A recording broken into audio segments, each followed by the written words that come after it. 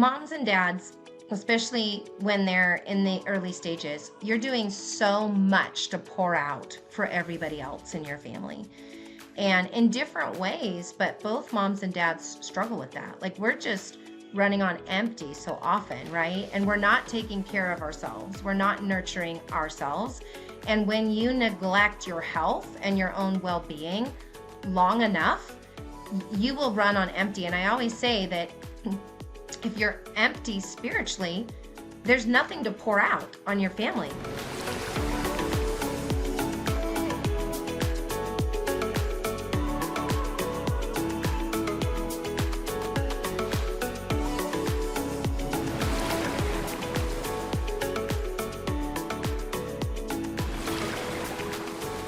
We have an extra special guest today, Alea Dirks. Alea, welcome to the young podcast. All things If you're possible. watching on YouTube, Alea is cruising in the podcast room with us. She steals the show. She totally steals the show. She's rocking her Every Life diapers, looking cute Clambering as ever. around, being extra sweet. How could something so sweet trigger us, though? Trigger. Do you get triggered by Alea? Sometimes. Like yesterday when she was screaming for like 30 minutes off and on in the car ride and kind of like, just like, you know, Hey, you. or when she... This guy, however, Mr. Micah, this boy, he's so sweet and loving. But we all kind of get triggered sometimes as parents, as siblings.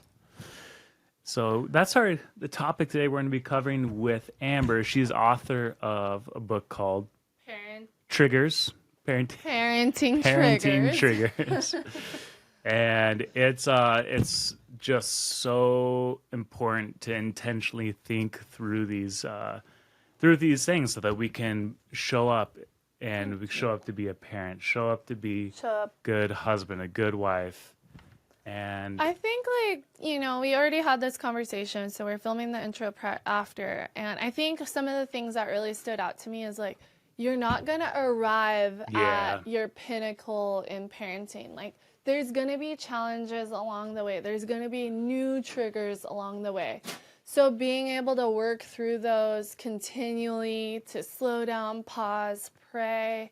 Have a strategy set Strategies. up, right? You're going to get a lot out of this conversation. So whether you're a parent or you want to be a parent someday, we hope this conversation encourages, inspires, and be sure to share it with your parenting friends, and then hold each other accountable, give each other ideas, because Amber mentioned at one point in our conversation that there's no formula. Like, you're going to have to work through this and come up with different clever ideas per each child, per each trigger, so that you can better serve your family. And so I think this is something to do in community and be encouraged, whether it's with your husband or your best mom friend, someone who you can kind of like bounce off each other, so that you can work through your triggers and not let them take root and kind of destroy certain moments in the parenting journey.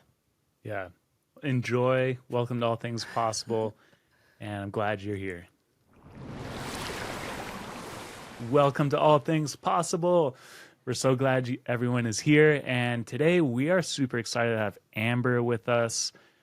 I had been introduced to this idea of like triggers and being triggered first by seeing it in my own life and Bethany's life. And as Bethany usually does, she's really on it with like researching new ideas and topics and just becoming more knowledgeable.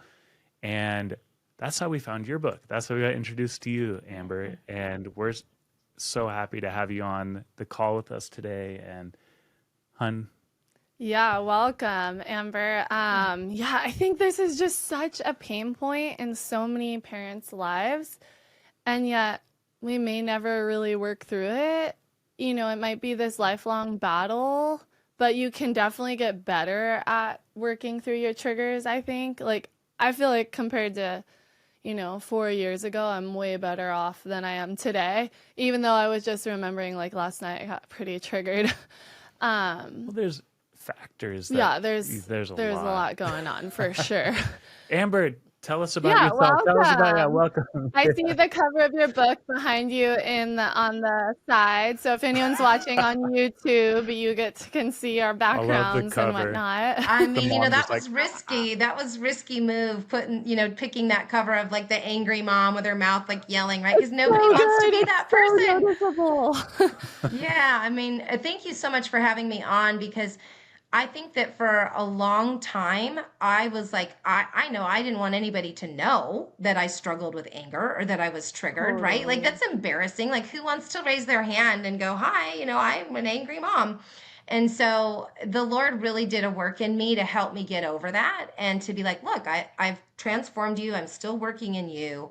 Why don't we do this together and sort of destigmatize it so that other people who are struggling can have help? Because I thought I was the only one for a really long time that was triggered like this.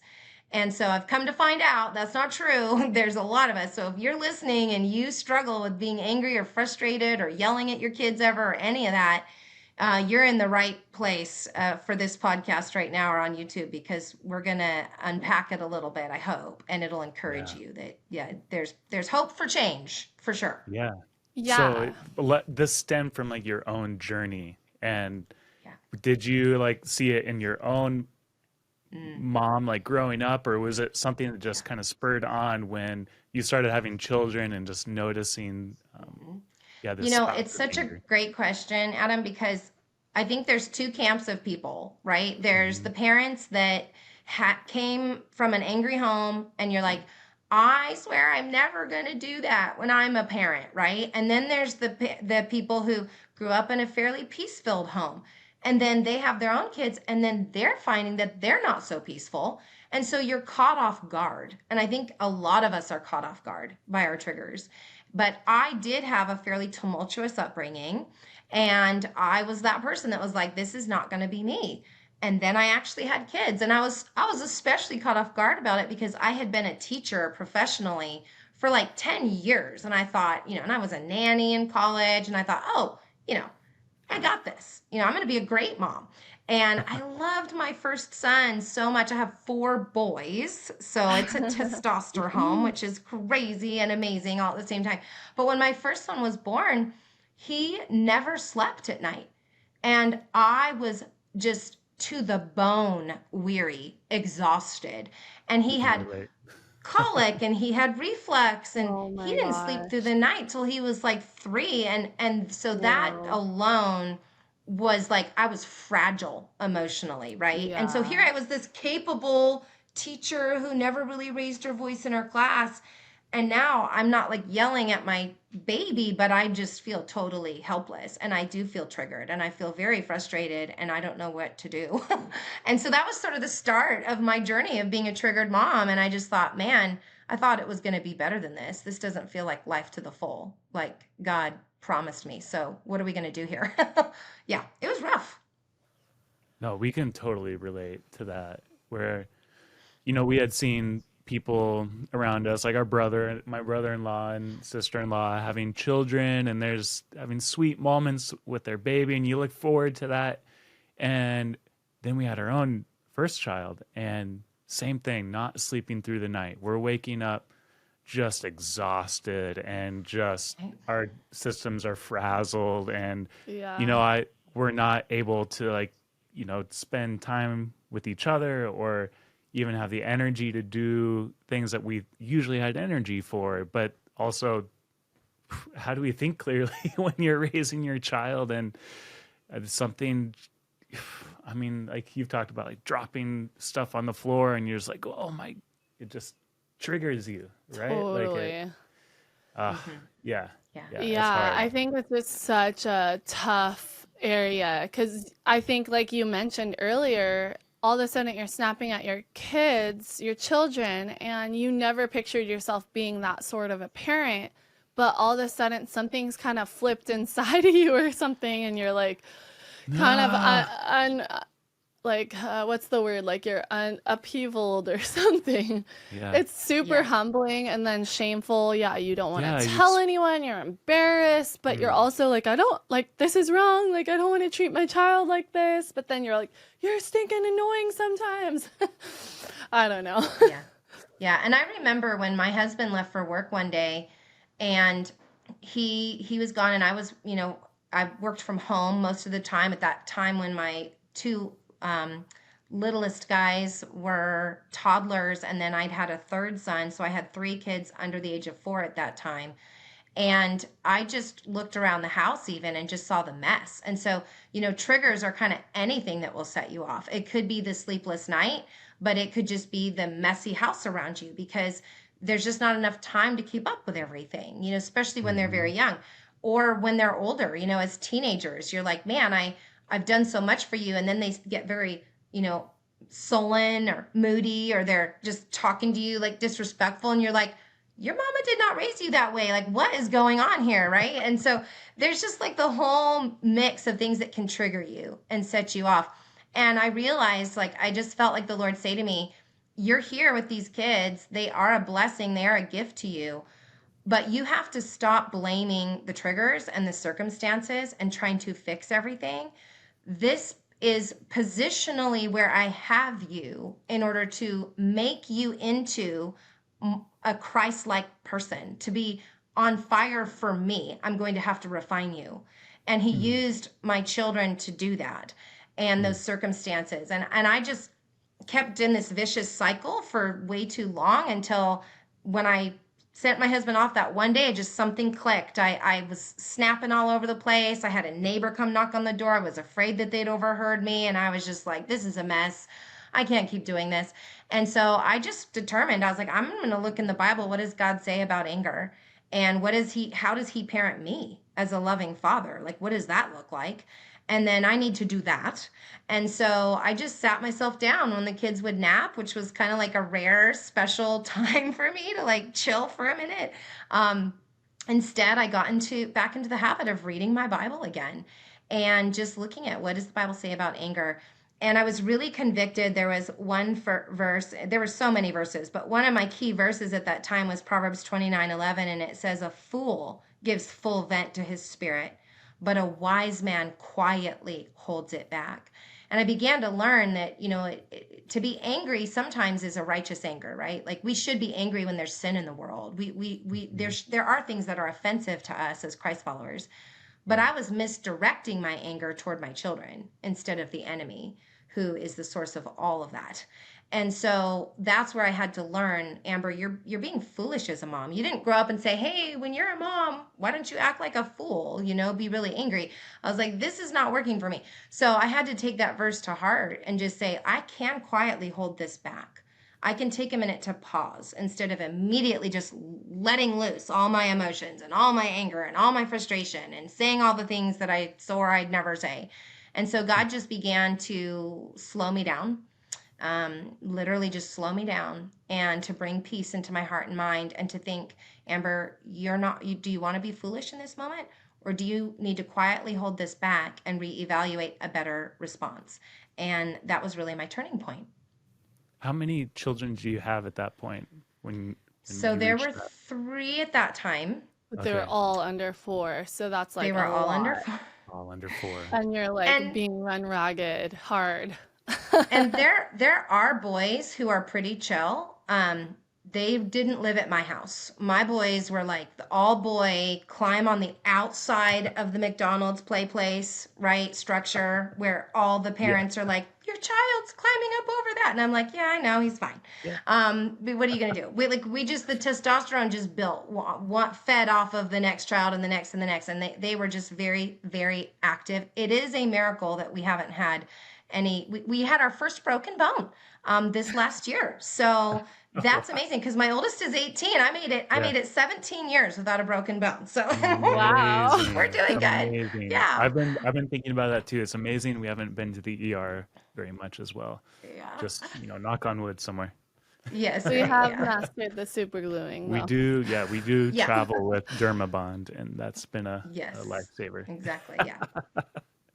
Anyways, but true stories.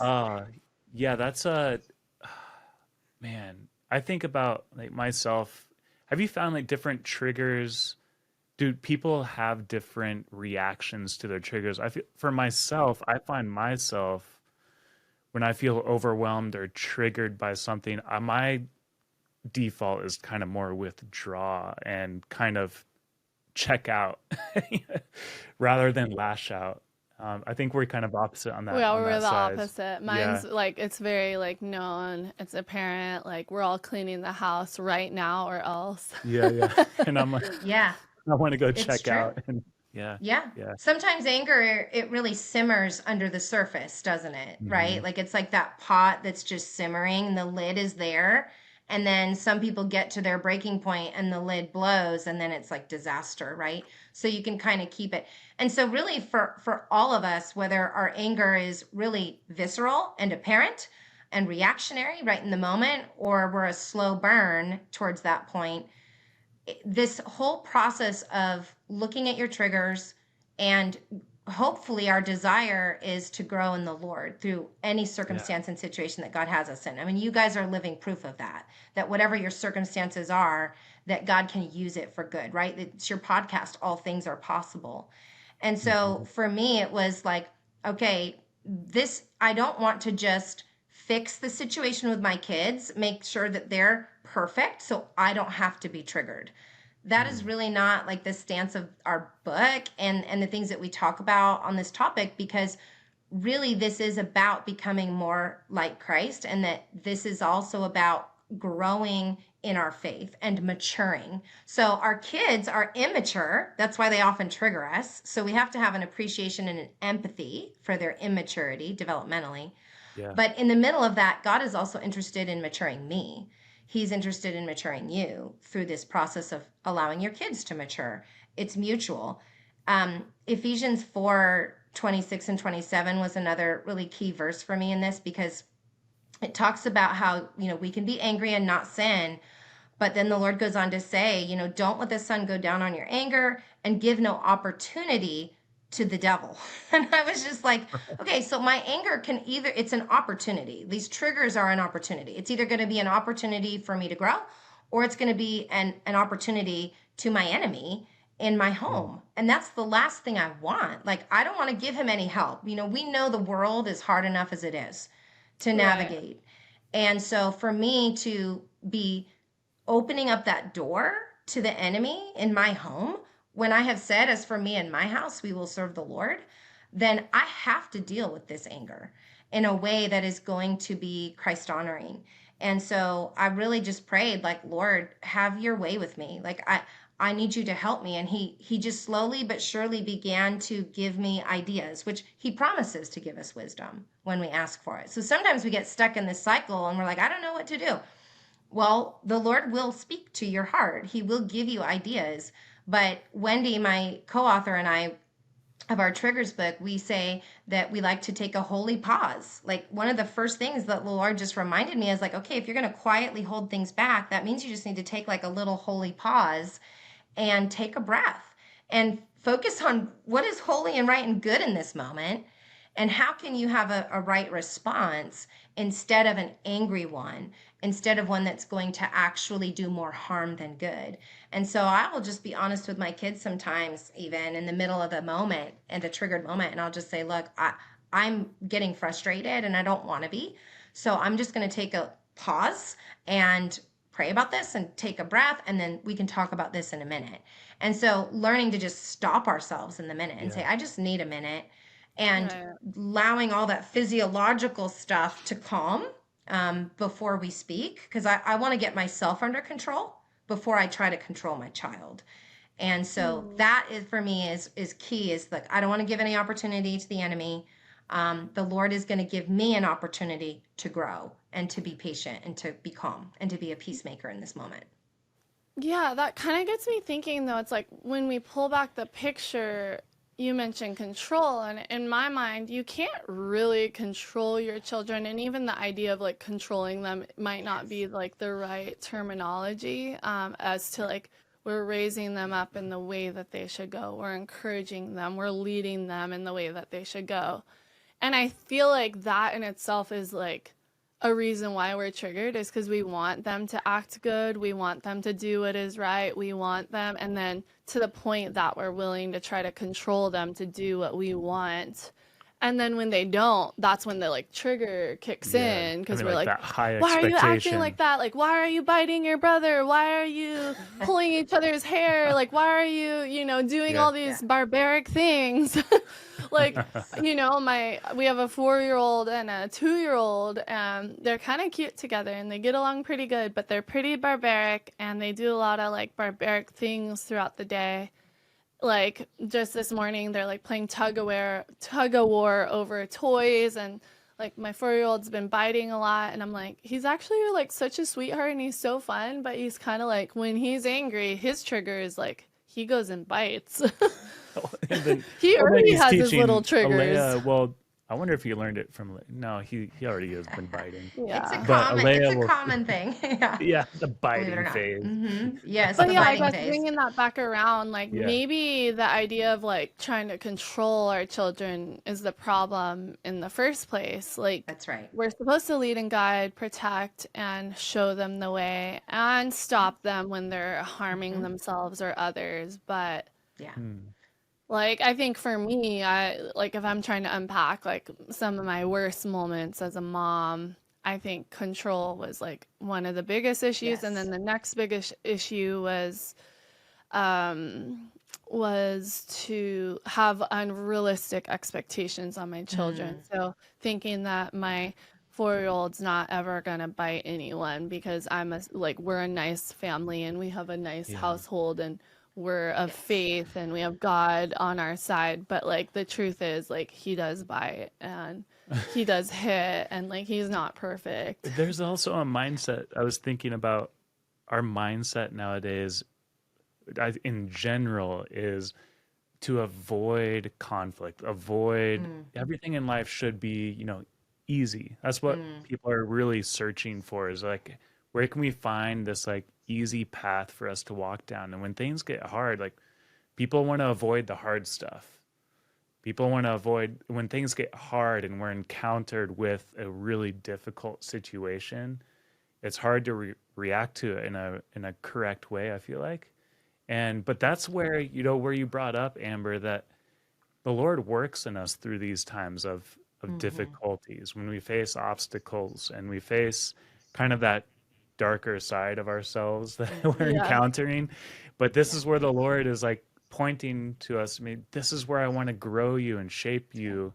And this is where the rubber hits the road, so to say. And where are we going to choose? Are we going to default kind of back to that easier path and falling back into that temptation or falling back into that anger?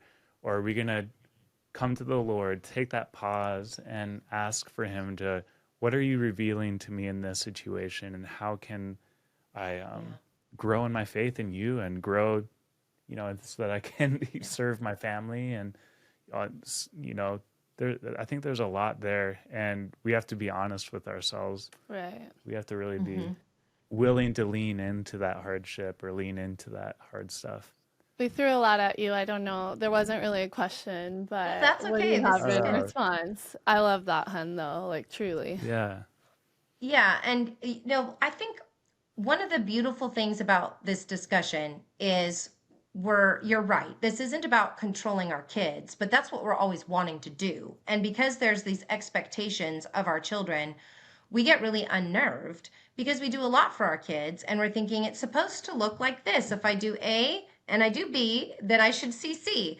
And when that doesn't happen, it's really disconcerting. And we feel very helpless. I think and sometimes we feel afraid too. We're like, okay, well, if we are this nice family and my child is biting all the time, like, what does that say about me as a parent? So there's just a lot of Right. layers there, right? That we start to Right. then feel like someone's judging us, and that's a whole other thing. And I always tell people, like, don't make decisions or parent out of fear or because of your peers. Like we want to make our decisions in a rational, self-controlled space, right? Where we're not doing it because we're afraid something's going to happen or not going to happen, or because we're worried about what somebody else thinks. whether it's extended family or friends or the public, right? So just allowing ourselves to be like, look, my job today is to simply, and triggers in the first chapter, I talk about like being mom or dad as coach, right? So we're not really trying to control them, but it's more this idea that we're looking at our child, we notice their strengths, we notice their weaknesses. When a great coach doesn't have an athlete or a musician show up and on day one, they're at the like peak competition, right? Like you evaluate and then you set them up to do things that are going to highlight their strengths, and then you assist them to help them overcome their weaknesses, right? And to grow and to be all that they're supposed to be. And I like that picture because it's a very compassionate, I think, an empathetic approach to parenting, in that we look at our kids and we're like, okay, they're struggling with sibling rivalry, or they're struggling with talking back. Or like one of our big ones was we're late everywhere we go. That was another big trigger. I could not get all my people together and with shoes on. Like I could get them together, but half of them are not wearing shoes, or one shoe looks, like it's on the wrong foot. And then And someone so, has Shoe to go battle. number 2 right before you're trying to like actually like put the car and drive. exactly. Wait, I've got to go to the bathroom, right? It's like, okay. So when you look at all of those circumstances, it's really easy to be overwhelmed. But I just look at each of those things and I think, you know what? The Lord, again, He's going to give us practical help and wisdom. This is not about controlling my kids. This is about looking at what's working and what's not, and then coming at it with empathy and grace. And, like when we were running late all the time, I was like, okay, let's evaluate this. First of all, I need to be patient, and I probably need to be a little bit more of a better steward of my time. So that was my part that I had to examine, that the Lord was like, hey, Amber, these are some areas for you to work on, right? And then the other thing was no one could find their shoes. So I got a basket, and I was like, when we come in and out of the house, like, this is where the shoes go, because the littles were always, throwing them off and then we couldn't find them. So, God will give you practical ideas as well as give us this loving conviction of what are the areas you need to grow in this trigger. Don't just keep doing the same thing over and over again. Like, look at it practically. What can I do to like eliminate this issue? But do it because you want a peace-filled home and you want to grow spiritually yourself, not just because you're tired of dealing with the triggers. Yeah. Yeah, I couldn't help but think because, like, my sister-in-law and I talk about, parenting and the lot of different ideas out there around parenting. And she was like, every time I talked to her, she was like, you know what? There's all these, like, parenting influencers out there that they only have 1 or 2 children and Right. they're out there professing this and that. And I'm like, but it's a whole nother level once you have, like, 3, 4, 5, 6. My sister and Yep. brother, they had 6, and we have 4, and it just changes when you have more and more children too. I think like there's more chaos or more to manage and a lot of different emotions. And I love that you have 4 boys because that's like full on and a Mhm. lot going on there. But yeah, I just like, did you find that like throughout your parenting journey, it was just a kind of a continual journey? Like you probably were never reached that pinnacle of success. Maybe, No. is that true? Yeah. Did you Oh, kind of it's so never? true, Bethany. I'm so glad you brought that up because this is my platform. I'm like, I am on this journey with y'all. Like, we're still in the Right. middle of this mess. Like, you come over here, you're going to see it. And that's why I'm very Yeah. transparent about my triggers, because I'm like, this is not about arriving. I say in my book, I say that it takes a childhood to raise a child. Like, that's at least 18 years, right? And like, I like to think that my mom and dad still think of me as their child. And, I'm going to be 50 this year. So, we're going on a long-term relationship here for decades and decades. And so it takes a childhood. And as soon as you feel like you sort of have one stage figured out, it is going to shift and change. And they're going to be different. I have 3 teenagers right now. And we had a miscarriage of twins in between my 3rd son and our 4th son. Yes, I look forward to meeting them someday in heaven. It will be sweet. But so there's like almost a 6-year gap between the 3rd son and then the youngest. So the youngest is like a whole other, it's almost like he's being parented by completely different parents at this point, right? Because my oldest just turned 18 and so he's an adult now, is officially in that sense. And so it's always shifting and changing. And this is why it's like, Lord, just daily grace for today. I don't want to compare my kids. I don't want to compare Quade when he is 12 to how Oakley was when he was 12. I don't want to compare Ollie at 17 to Quinn when he's 17, because they're very different personalities. They have a lot in common. They're all hardcore, athlete types and performers, but they're all very different in their stages and ages of development. And so it's really important that we don't allow that to be a trigger for us or them as parents, that we just take it one day at a time. Yeah. And also don't think of it as such a burden, like, oh, this is so hard, or this is going to be so difficult, or project that into the future. Like, what's it going to be like if I can barely keep them alive and not biting each other today? What's going to happen when they're 13? I can't even keep them from biting each other when they're 4, right? Well, but yeah. I'm like, if anyone's listened to our podcast, I always talk about how like there's the barbaric season from like 5 and under. They're like little barbaric things. And Yes. that honestly, embracing that idea helped me so much, because I was like, wait, that's what we should expect. Like they're That's a right. little barbaric. They can't control their emotions. They like randomly will hit when they don't get their way, or like scream. Like yesterday I was driving home for 30 minutes. My daughter was so cute and sweet like most of the day, and then like the last 30 minutes it was like off and on scream like Oh my. tantruming, and it was like I got home and I was like done by that time. Yes. But then Mhm. like the day wasn't over. There was still more day to be had, and Yeah. like the evening wasn't beautiful, and it was kind of a rough scene. But Yeah. yeah, I mean, I parents wanted, deserve a lot of awards. Let me tell you, parents deserve a lot of grace, because you're yeah, right, Bethany. It's hard. This is not easy. People don't tell you how challenging it can be, but it's also very sweet because, no, my it totally oldest, is. yeah, and my oldest now, just to encourage you, like my 3 oldest, they're leaders in Fellowship of Christian Athletes, at their schools. Awesome. They love the Lord. They are not perfect by any stretch of the mean mark, but they really do have their own personal relationship with the Lord, and they seek to be a light to others. And when they do wrong, like one of my kids, he had a conflict at school with this other peer, and the other peer, definitely didn't do something very cool, and never asked for an apology. But my son found him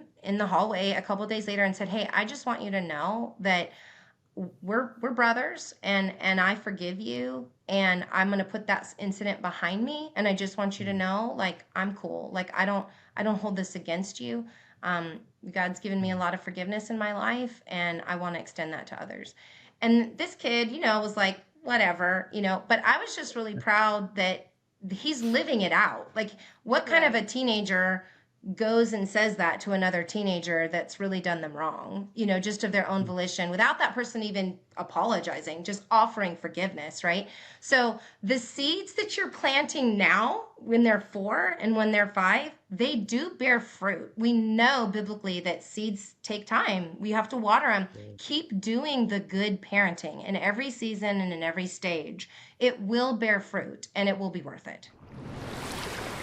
I've spent my whole life in the ocean, and I've learned, just like wearing a seatbelt or a helmet, safety matters. That's why my family and I use shark bands.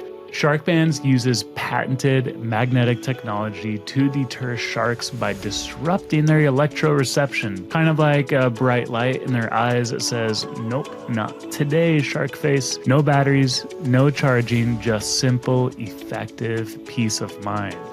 Whether we're surfing, swimming, or just splashing around, shark bands is our go-to for ocean safety. You want to geek out on how it works? Dive into episode 14 for a deeper look at the tech. And check the show notes for the link to shark bands, because your peace of mind in the ocean is worth it.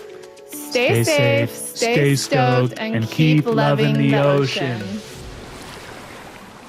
So when you did, slip up and make mistakes along the way, how then did you face that? Such a good question, because I've been talking about triggers and anger and parenting now for like 10 years. And the overwhelming majority of parents that I talk with, myself included, we struggle with immense shame and guilt. And we're very hard on ourselves. And that is exactly what, the enemy wants. He wants us to be distracted by the guilt and the shame and the past so that we can't move forward. And I would just say, I had to give myself grace. I was very hard on myself. And that just made it worse because, it's one thing to be angry at your kids and then also angry at yourself, because now Yeah. there's just magnified anger, right? It's like angry at them, angry at me.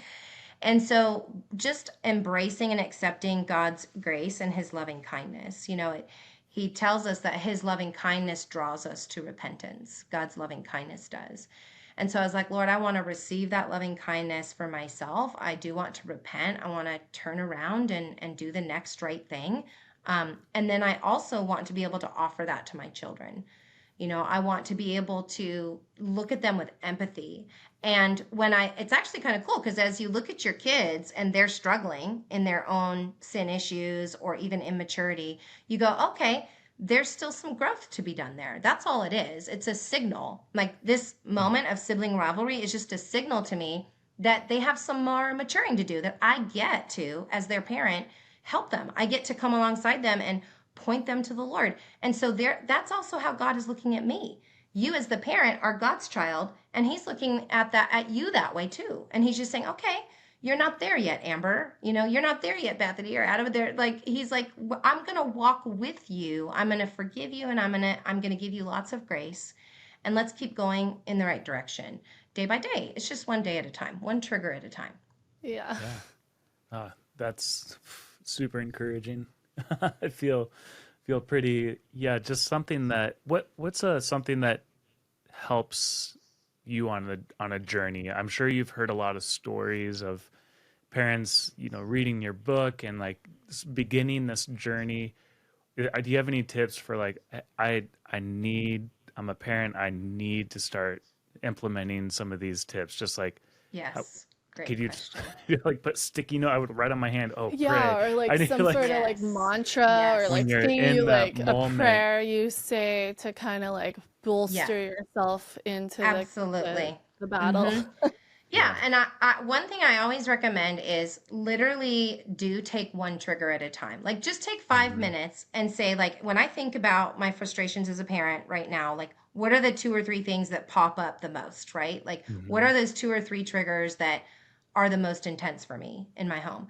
And then once you look at like one of those triggers, I just say, okay, I'm just going to take one. There may be multiple things that I'm struggling with right now or that my kids are struggling with, but I'm just going to take one thing at a time and really dedicate that to the Lord. And so if it's the sibling rivalry or if it's talking back, right? Your kids are talking back to you. Or maybe it's even just yourself. You're like, whenever there's chaos, I keep saying words that wound and I need to slow down. So whatever it is, take that one trigger, take that one issue, and Hmm. really go to the Lord with it. Really, please just pray. Like the prayer is so powerful. Never underestimate the power of prayer. And that was key for me because as I told you at the beginning, like I had this kind of long history and lineage in my past of angry parenting and dysfunction. And I just said, Lord, I don't want this to be me.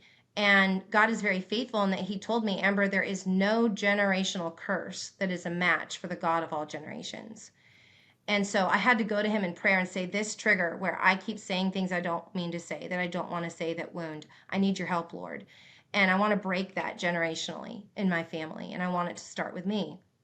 And so I prayed about it. And then I would find a verse or two that really spoke to that issue.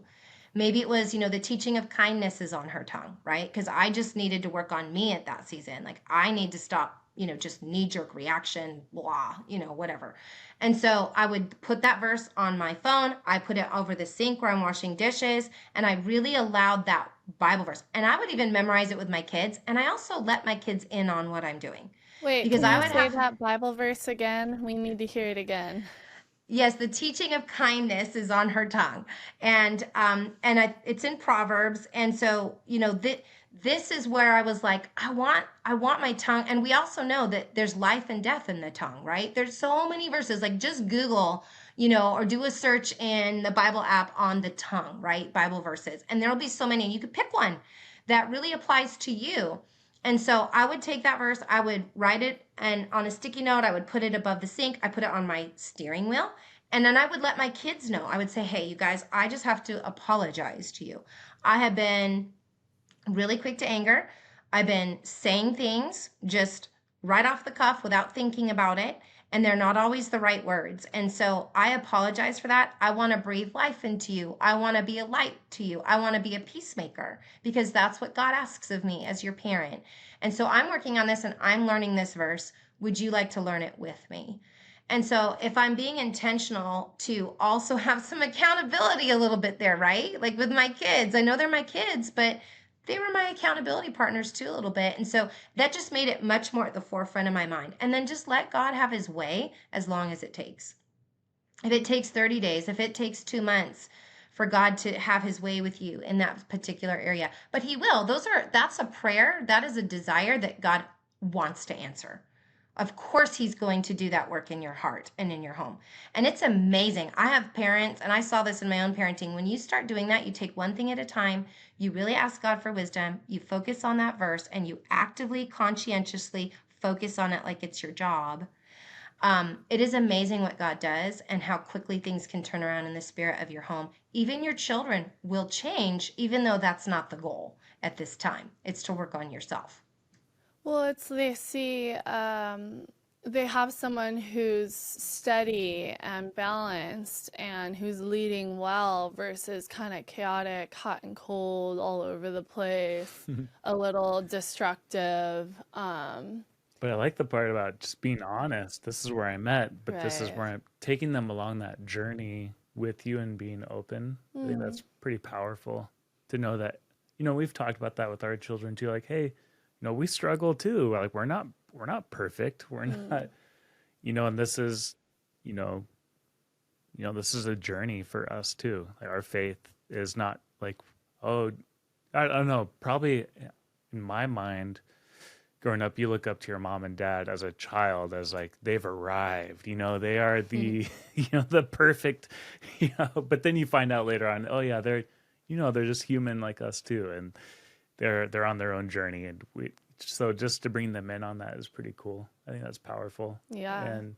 obviously I think like our parents are probably more in that generation where we weren't brought along in that journey as like they were more reserved and, especially my parents coming from more like a Mennonite Brethren, like small town, very conservative background. So yeah, it wasn't stuff like this wasn't talked about at Right, all. for sure. It's more Yeah. hush hush, like Yeah. keep it under wraps, so to say. I think there's But a your lot of parents are power. so No, they're respectable in amazing so many for ways. sure. So definitely not like putting them down by any means. Yeah. But I think there's a lot of power in like bringing them along in the journey Yeah, totally. And also that self-correction too. Like I let my kids see me like self-correct in the moment because we're not gonna always do it perfectly. And so when I start to see or hear myself escalate, I will yeah. stop and I will say, okay, I'm see what I'm doing here, and I'm just gonna stop again, do that little holy pause. But I see my kids do that now on a regular basis. Whoa, They're that's learning. amazing. It's amazing, you guys. Like when you because I kind of I modeled that for them, not perfectly, but I also let them know. Like I stopped myself. I'm like, okay, I need a second. Let me rephrase. And now they'll start down the path, and then they will literally like just pause for a second. I'll see them kind of like take a breath, and then their tone of voice, they lower their tone of voice, they soften their language, and I know that's what they've done. I've started to see the plane take off and it's about to crash and burn, and instead they steady the plane, right? And then they talk to me with respect. And that is such a beautiful thing. Like my husband Guy and I were like, it's not just about us wanting to have a more peaceful home right now. Like, I'm very aware that I am going to send these 4 men off into the world. They're going to perpetuate the things that we're practicing, right? If I want them to be adults who love each other and who love others and learn how to have self-control and how to stop in the middle of chaos and to become calm, they have to be kids who practice it if they're going to be adults who live it out. And so I want to practice that with them. We get to do that together. And that is such a beautiful thing. What a blessing that can come from our triggers, right? That's literally what I needed to hear because one of our older boys, he gets super triggered when we're doing laundry because our 2-year-old will come and disrupt all the work that we've done.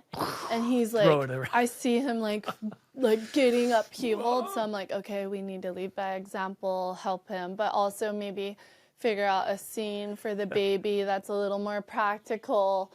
And then, but also, like, he probably needs to see this in practice more in a very, like, apparent way so that he can start practicing it. So, oh my gosh, that was Yes. gold. That was something I Yeah. needed to hear because I've been noticing some little child triggers going on. And I'm like, oh, I don't know what to do with this. I don't know how to help him. Right. I'm a big believer in practicing outside of conflict. So this is kind of that coaching mentality. Like, and you were speaking about, Adam, like, what's the practical thing? Like, if that's an issue, I will set the stage up and we'll practice that outside of conflict. I'll be like, hey, buddy, I noticed that when your sister or your brother comes along and the laundry gets thrown all over the place and it triggers you, it can be really frustrating. And I don't blame you.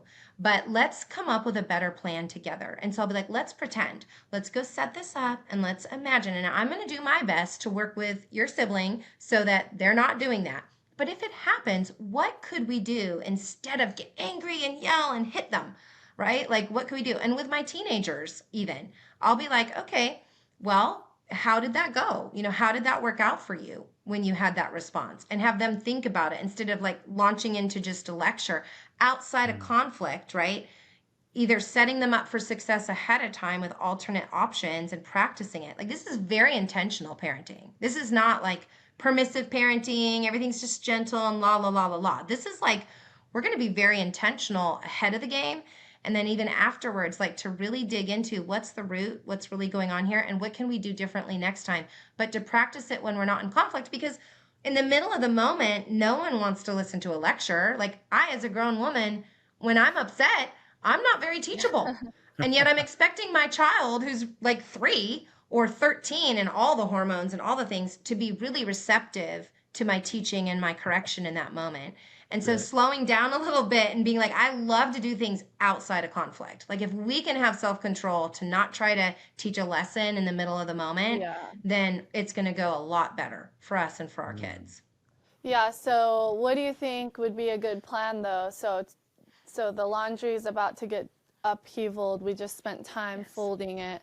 So we're doing our practice run. So then what are we going to do during this practice run? Well, I would actually ask your little. You'd be amazed at the great ideas littles have. Oh, Okay, cool. Like, I love I it. bring my kids into the problem solving as much as I can. As Okay, much as I love can. that. Rather than doing it for them, we're inviting them to Yes. help problem solve. That's so good. You'd be amazed. I Like, like it. I always feel like they come up with much better ideas than I do. Like, there's so much wisdom in our little guys and girls. So, but yeah, I would say, okay, well, maybe they will. Well, first of all, like, if it happens and we've tried to protect it, doesn't happen, like, we use our words, right? Like, it depends on the situation. Like, do they typically like throw everything around then because it got messy, so they may as well just destroy it even further? Do they hit their sibling? Do they do the biting? Like, what's going on there? But teaching them and knowing also developmentally, it's a really normal thing at that age because they don't know how to handle their emotion. So it's our privilege to guide them in that and be like, okay, I know when you're feeling like that, let's stand up and take big deep breaths, or even like punch the towel for a minute and get it out instead of hitting your sibling, right? Like, that would be a better option. But just coming up with things that are what are your family's missions and goals? Like, in our family, we don't hurt each other physically, right? Like, so that's not going to be an option. So what do we do instead? In our family, this is what we do and say. We use our words and we try to make them kind, So it just depends on what is the goal, but really invite your kids into it and see what they have to say. And then maybe he'll even have an idea for what the other sibling can do that tends to like just run at it and mess everything up. Like, what do you think we could do with them so that they don't do that?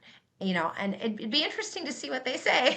Totally. I'll send you a little DM and let you know how it goes. Let me know. Let me know. Yes. Well, Well, this was awesome. I actually have so much more you to have unpack questions, here. right? Well, we have like some questions from online, but I also just wanted to ask you, like, how did you handle, especially the young years? I think moms struggle so hard when you're having a lot of sleepless nights, and then like health. Did you have more of a holistic approach?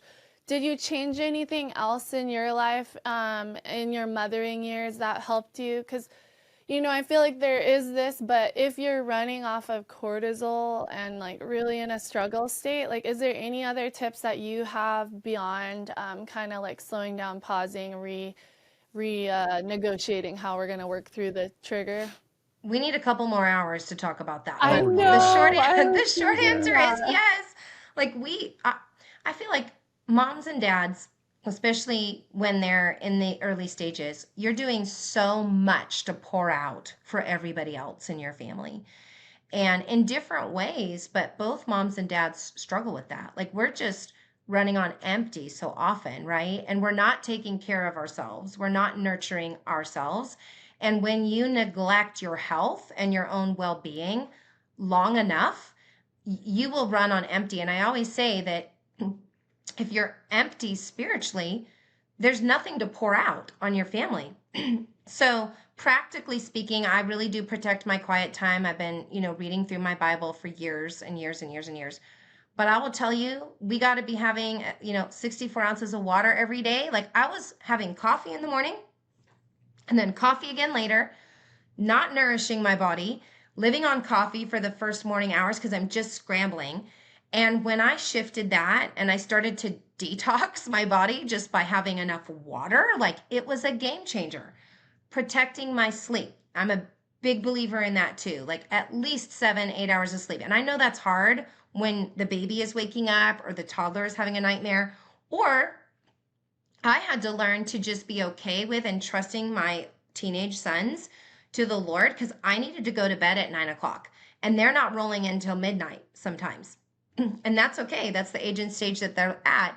And I had to be at peace with going to bed and knowing that they were just going to make it home okay. And to not worry about that and to trust the Lord with that, but trying to protect my sleep. So I actually, in those years, I was such a mess that I gained a ton of weight. I got to the place where I was the most I'd ever weighed. And God just was like lovingly convicting me. Like I didn't feel any condemnation at all. I just felt like the Lord saying, Amber, you're missing out on the blessings of obedience and stewarding your health. And so I just went on a radical shift and got super healthy. Lost 95 pounds actually during that What? Oh season. my gosh, we're gonna have you on again for another convo. And if y'all don't know, Amber also has a book on marriage triggers, so we might have to have like a 3-part series here. Let's I mean, go. you guys are, I'm you down. guys are, they're going to be like, what is wrong with You this woman? She has so many issues. No, no, you not are even. you're so we're in our 30s. You've lived longer than this. You have wisdom to Yes. share with us. You have wisdom to share with Thank you for with not No, saying we're a I'm not lot of old, judging people. you. Adam. I We're appreciate not that. I'm judging at all. celebrating Like you No, and I just know. I know that I'm there's just so much teasing. to learn. Yeah, yeah. no, I'm just teasing. It's amazing. It is amazing. I do give God glory. Like I'm so thankful that he was patient with me.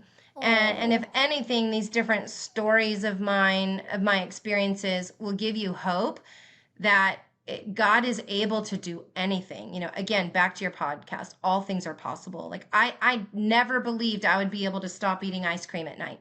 That was my thing. Like I got it together a lot with my kids in that season. But I still had some issues because I was collapsing on the couch at night, exhausted, and having 3 scoops of ice cream. And then I had autoimmune disease, and then I was tired all the time. And when you're not regulated emotionally because you have the cortisol and the dopamine loop, and then your leptin is decreased because your cravings are out of control and your system is all out of whack, then you're really struggling in a way you don't have to. If we can just get off of sugar or help, get a good night's sleep. And so those were things that I had to learn to invite the Lord into as well. From top to bottom, inside and out, the Lord had his way with me, and he still is every day. I'm just depending on him, you guys. Yeah. Amen. Awesome. I Thank love you. that. Well, I think that's what we all need is just to be dependent on God. He calls us to be like the little baby. Like it's so humbling, but that's what our calling truly is to sometimes you got to hit the bottom to be like, Lord, I need you. And Yeah. well, I have some questions from social media because I wanted to invite our listeners or my followers to kind of chime in on this conversation. Right. Um, okay, so we talked about calming ourselves, like, we slow down, you can say a prayer, take a breath. But let's see, sorry.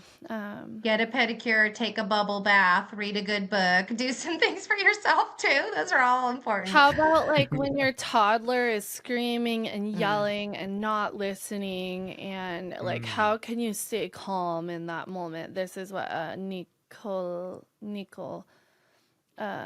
said, asked about. That's a good Yeah, one. good question. Wow. Yeah, good question. I think that one of the most startling things as a parent, when you're a new parent, especially, and you have a toddler and they're losing it, right? Like in the middle of the store or even just at home, you're just kind of like, I don't even know what to do. Like they're flailing, they're going to hit me. Their Yeah. volume is so loud. There's the embarrassment factor if it's in a public place. And this is why I say, like, it's really easy to over discipline when we're worried about what other people think. And so if it is in a public place, like I just really think it's important for us to remember, like, please do not overthink what other people are thinking about you and your child. A lot of people, especially if they're other parents, should have a lot of compassion for you because most of us have kids that have done that. It's not a reflection on you as a parent. Yeah. I think it's really helpful to look at online. There's lots of resources that you can just be like, every once in a while, be like, what is the developmental norm for a 13-year-old? What is the developmental norm for age 2 or 4, right? And so when you know that and you realize this is normal behavior, it doesn't make you feel shame. But also, again, it's just them learning to express themselves. They don't know how to do that yet. They haven't learned how to tell you they're really, really frustrated or they're really, really upset. Or Hi. really tired. They're probably just, their Tired or systems are like tired. Yeah. hungry or needing some attention, some quality Empathy. time. Yeah. Those are Yep. things So Right. that come giving up. giving Well, empathy and really just go down to their level and just say, you know what, it's okay. I just be soothing. I would just use soothing words. I know you're very yeah, upset. yeah. I know So you're very upset empathizing a about this. Yeah, bit. empathy. Move to empathy, calm them because again, they're not going to be open to a lecture or a lesson in Right. that heightened state. No, it's normal. And then that's when the good parenting comes. Hey, remember yesterday when you had, a tantrum? You were very angry. I want you to learn to use your words. You can say things like this: Mommy, I'm really upset, right? Or I'm very tired, or whatever. We have to kind of teach them how to communicate in ways that are more mature, right? That's a process. That's awesome. And sometimes too, like I found with my 2-year-old, actually yesterday, she was kind of like flailing and losing it. I don't even know what set her off.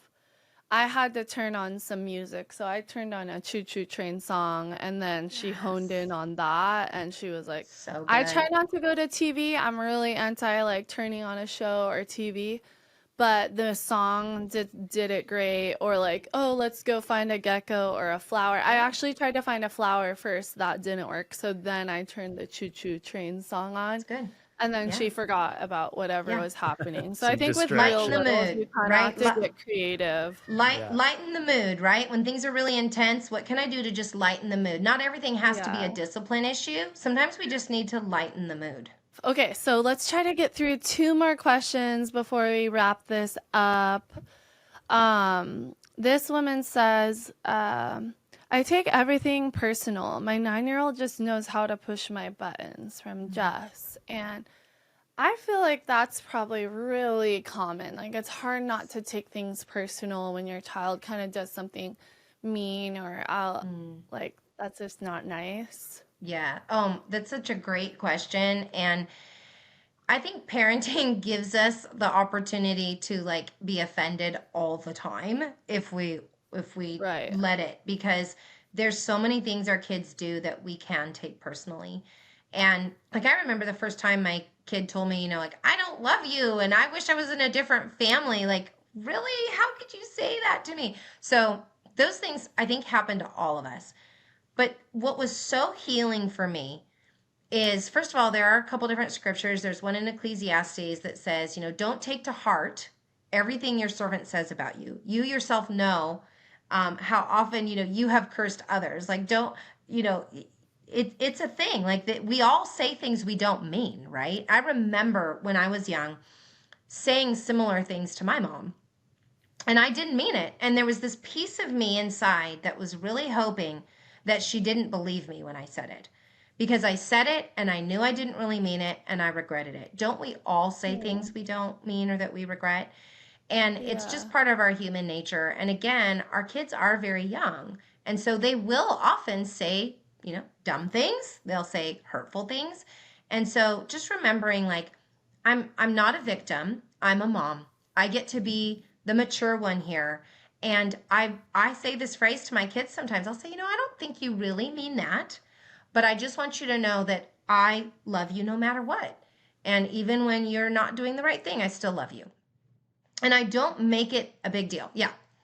Right. And like, I think of like God's grace on our life. He calls us to like forgive 77 times 7. And I think the idea there is like just, it's, life is going to be an endless forgiveness journey. And so being able to forgive our children, forgive ourselves, forgive our spouse, like it's just life is full of ups and downs, and we gotta be kind of prepared and ready for that.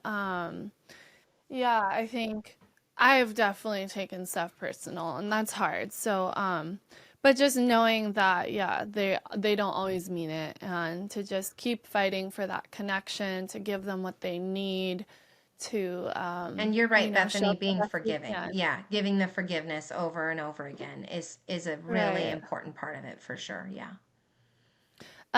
This one woman just said, I've always heard that when you as a parent start to feel your emotions boil, to go walk. I like that. I think sometimes like we just need to go on like a quick walk. I think I just wanted to put that out there. It's not I necessarily a agree. question. I agree. I'm all over that one. Um, That's wisdom right there.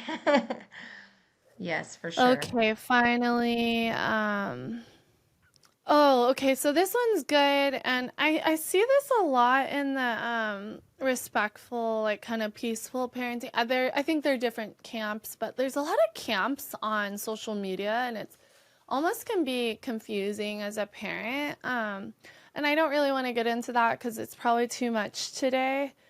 But this person saying like, what's a mix between validating emotions or having, empathy, Mm. versus like having boundaries and teaching and, Yeah. stopping them if they're doing something super wrong. Yeah. It's a That's big kind of the question. question. Yeah. And this is where I just have to say like I don't really believe in formulas, right? Like there's never going to be a formula that's going to just be the magic thing that works, because we're all unique and different, and our kids are unique and different, and the ages and stages change and develop. And so I would just say that the main thing to consider and to remember is God is going to give you discernment and wisdom in that moment.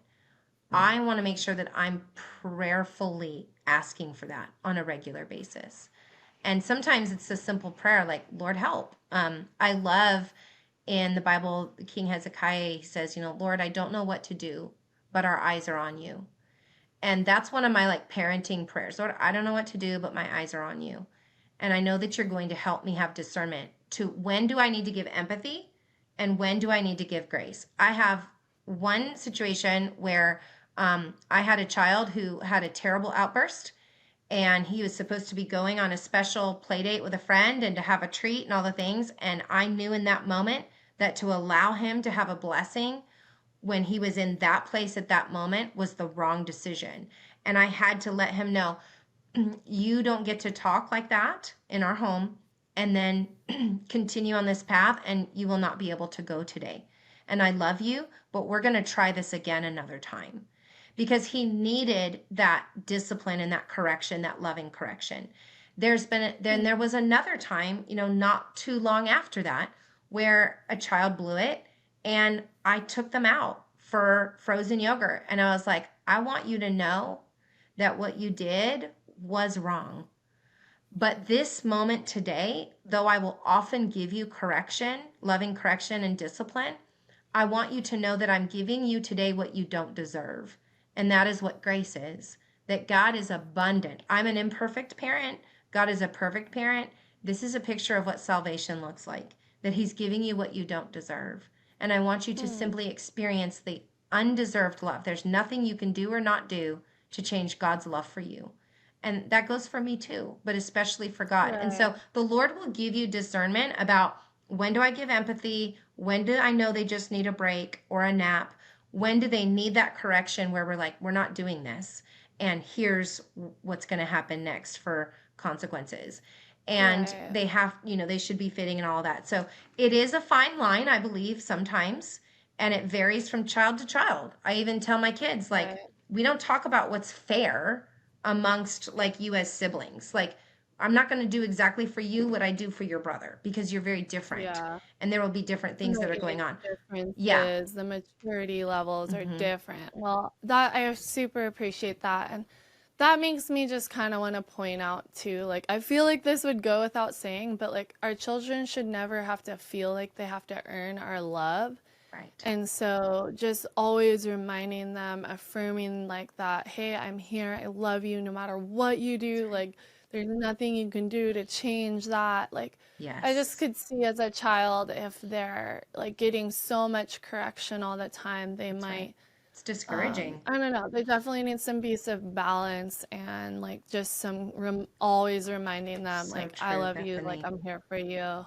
Yes. And Yeah, well, any I final agree. words you'd like to share, Amber? I feel like we got a lot out of this. I'm super encouraged, and I just think like this is a challenge for so many of us. And my husband kind of more, he tends to like want to disappear, and I'm more of like the upfront, like it's apparent that I'm upset. And so I think either way, though, there's going to be some challenge and some missing needs if we're reacting or disappearing, whatever it may be. Like, there's going to be some missing needs. So Yeah. I think just remembering that we're there to fill their needs and lead, guide, protect, direct, encourage, cheer on, but also correct and like re-guide or Yeah.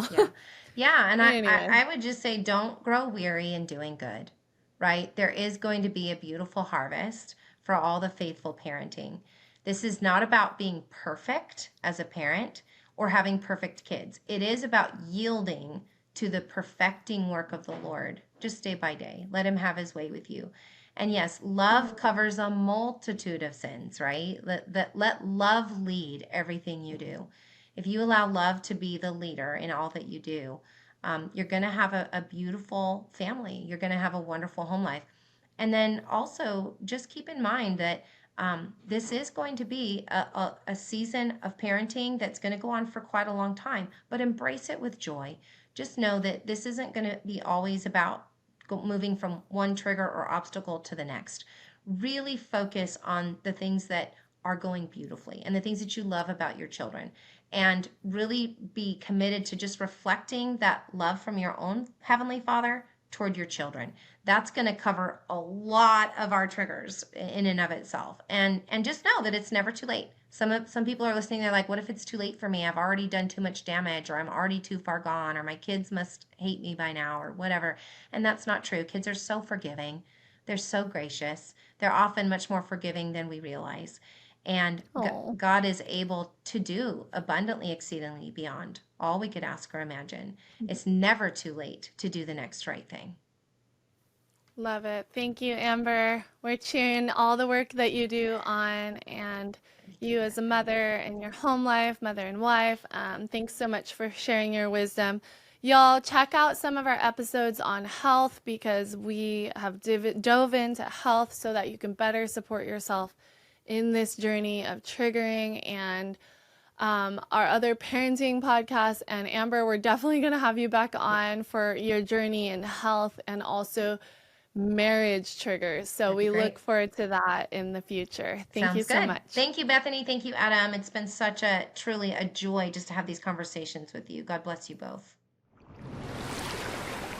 This episode went longer than we anticipated. We're both hungry and falling over now. So please leave us a review, give us 5 stars if you're loving our content, but more importantly, share this with your friends who need the encouragement.